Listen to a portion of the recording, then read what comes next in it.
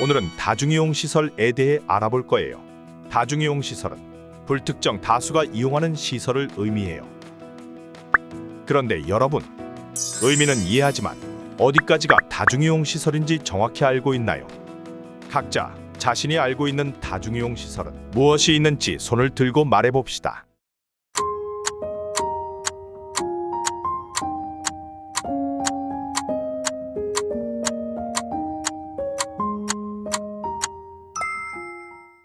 다중이용 시설은 모든 지하, 역사를 비롯해 일정 규모 이상의 지하도 상가와 철도, 여객터미널의 대합실은 물론이고 도서관, 의료기관, 학원, 학교, 영화관, 음식점, 마트 등등 불특정 다수가 이용할 수 있는 모든 시설이 다중이용 시설입니다. 다중이용 시설은 너무나 많은 사람들이 이용하기에 화재나 재난이 발생하면 생명, 신체, 재산상의 피해가 발생할 우려가 높은 시설이기에 언제 어디서든 조심해야 합니다. 그렇다면 우리는 다중이용 시설에서 어떤 위험을 인지해야 하는지 영상을 통해 알아봅시다.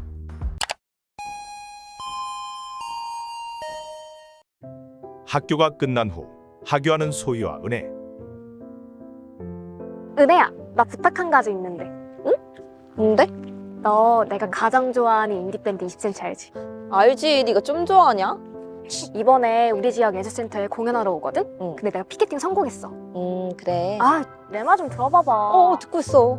근데 혼자 하기 싫고 우리 집 혈육은 대차게 거절하고. 그러니까 네가 좀 같이 가주라. 나 걔네 노래도 모르는데. 아, 그냥 같이만 가주라. 알겠어. 근데 거기 막 사람 많이 몰리고 그런 거 아니지? 사람? 사람은 왜? 나 얼마 전에 죽다 살아났잖아. 왜? 크리스마스 마켓 열린다고 해서 나 중앙동 갔다 왔잖아. 맞아. 그 마켓에 인파 수십만 명 몰렸다고 기사도 났더라. 사람만 많이 몰렸게 나 완전 낑겨가지고 호흡곤란까지 왔었잖아.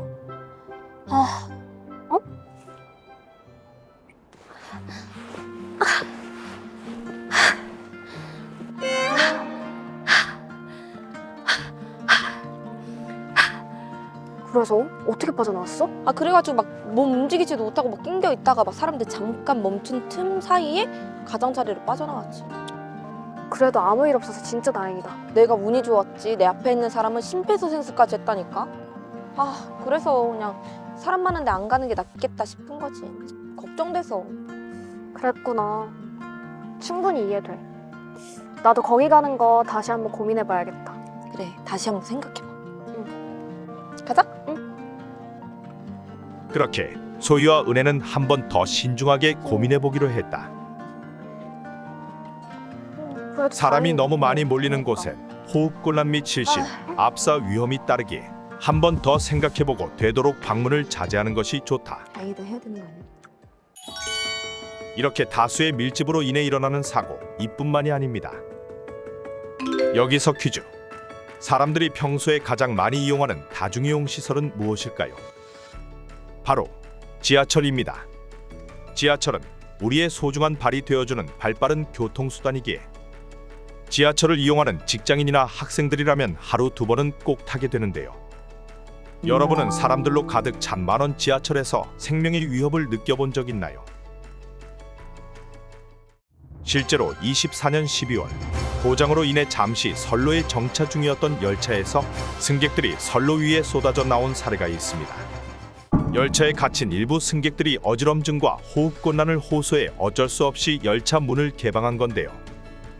열차에서 내린 700여 명의 승객들은 소방대원과 열차 직원들의 안내를 받아 걸어서 다음 역까지 이동했고, 이 중 23명은 어지럼증 등으로 치료를 받았고 5명은 병원으로 옮겨졌습니다.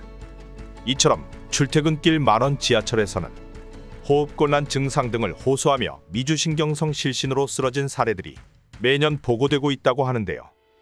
미주신경성 실신은 극심한 신체적 스트레스나 감정적 긴장을 일으키는 등 특정 상황에서 일시적으로 맥박수가 매우 느려지거나 혈압이 떨어져 뇌로 가는 혈액이 적어 갑자기 의식을 잃게 되는 증상입니다. 특히 출퇴근길의 지하철, 버스 등 환기가 안 되는 곳, 과도한 스트레스와 긴장, 장시간 서 있는 경우 순간적으로 발생할 수 있습니다. 실제로 서울교통공사에 따르면 2024년 한 해 동안 1에서 8호선에 발생했던 실신 응급 환자는 하루 평균 2명 이상이라고 합니다. 실제로 이태원 참사 당시의 혼잡률과 퇴근 시간 지하철 혼잡도를 비교해보면 이태원 참사는 1제곱미터당 5.6명에서 6.6명이 밀집되어 있었습니다. 같은 면적 기준, 지하철 기준 정원은 2.6명. 하지만 퇴근 시간 지하철의 혼잡도는 1호선 구로역 기준 6.6명, 4호선 동작역 기준 6.2명, 5호선 군자역 기준 5.9명입니다. 이는 이태원 참사 때와 비슷하거나 더 위험한 수준이라고 볼 수 있는데요. 단순하게 생각하기엔 꽤나 위험한 수치입니다. 이처럼 다중이용 시설은 많은 사람들이 출입하는 곳이기 때문에 특히 공연 등 축제로 붐비는 곳은 호흡곤란, 실신, 압사 위험이 높습니다. 이를 다중 밀집 인파 사고라고 하는데요. 이처럼 목숨을 잃을 수도 있는 다중 밀집 인파 사고, 조심하는 것이 가장 좋겠죠. 예방법을 알아봅시다. 사람 밀집 예상 장소는 가급적 방문을 자제하고 방문할 경우 한 방향으로 통행합니다. 비상구 등 대피로를 미리 확인해 두고 옆 사람과 양어깨 등 신체가 가까이 접촉되고 있다고 느끼면 즉시 대피할 것. 만약 위험이 발생했다면 112, 119에 먼저 신고하는 것이 첫째. 본인의 의지와 상관없이 떠밀리는 경우 저항하지 말고 침착하게 밀리는 방향으로 이동할 것. 군중의 움직임이 멎으면 벽과 기둥 같은 가장자리로 빠르게 이동한 후 버티는 것이 최선인데요. 이동이 불가능하다면 두 손을 가슴 앞으로 모으거나 팔짱을 껴 가슴 앞 공간을 확보하거나 가방 등의 소지품을 가슴 앞쪽으로 대어 보호합니다. 위험이 이뿐일까요? 우리가 평상시에 자주 방문하는 영화관, 백화점, 지하상가, 도서관, 학원, 심지어 학교까지도 모두 다중이용 시설이기에 인파 사고뿐 아니라 여러 사고 위험들이 있습니다. 대표적으로 화재, 지진, 집단 감염 등이 있죠. 먼저 화재가 발생했을 땐 어떻게 해야 할까요? 화재 발생 시 불이야! 큰 소리로 불이야! 외치고 비상벨 울리기. 불이야! 질서 있고 낮은 자세로 천천히 안내에 따라 이동할 것. 그렇다면 건물에 지진이 발생했을 땐 어떻게 해야 할까요? 낙하물에 대비하여 안전한 곳으로 몸을 피해 머리와 얼굴을 보호하고 건물 밖으로 탈출 가능 통로를 찾고 지진이 멈춘 틈을 타 대피 장소로 질서 있게 이동할 것.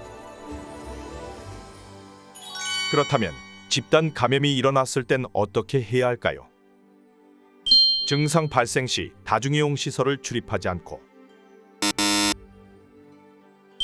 마스크 착용 및 지인과의 대화를 자제하고 지인과 거리 두기는 필수.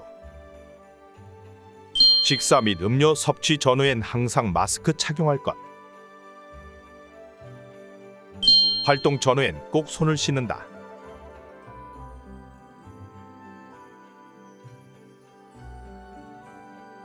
안전수칙 꼭 숙지하고 다중이용 시설 안전하게 이용합시다.